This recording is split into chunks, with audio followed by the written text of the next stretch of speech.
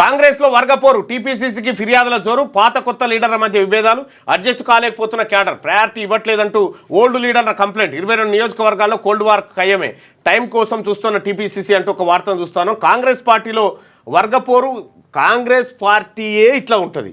ఎప్పుడైనా అట్లా ఉంటుంది. గాంధీ భవన్ కాడ కనీసం 5-6 అంగీలు తినితేనే పార్టీ అధికారంలో ఉన్నట్లు లెక్క. అంటే స్వేచ్ఛ ఎక్కువ ఉంటుంది.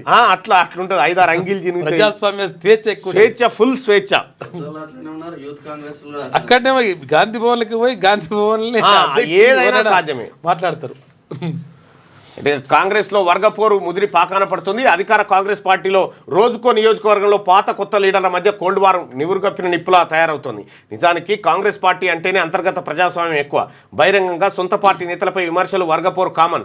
ఉమ్మడి నల్గొండతో పాటు కొన్ని జిల్లాల్లోనైతే ఇది కాస్తంత ఎక్కువే. అయితే కాంగ్రెస్ సుదీర్ఘ కాలం తర్వాత తెలంగాణలో అధికారంలోకి రావడంతో మరింత పోటీతత్వం నెలకొంది. దీనికి తోడు ఇటీవల బీఆర్ఎస్ ఎమ్మెల్యేలుగా గెలిచి కాంగ్రెస్ పార్టీలో జాయిన్ అయిన నియోజకవర్గాల్లో ఈ పరిస్థితి మరింత దారుణంగా తయారైంది. పటాన్చెరులో ఏకంగా ఎమ్మెల్యే కార్యాలయంపై సొంత పార్టీ కాంగ్రెస్ నేతలే దాడికి దిగడం రాష్ట్ర వ్యాప్తంగా చర్చనీయాంశమైంది.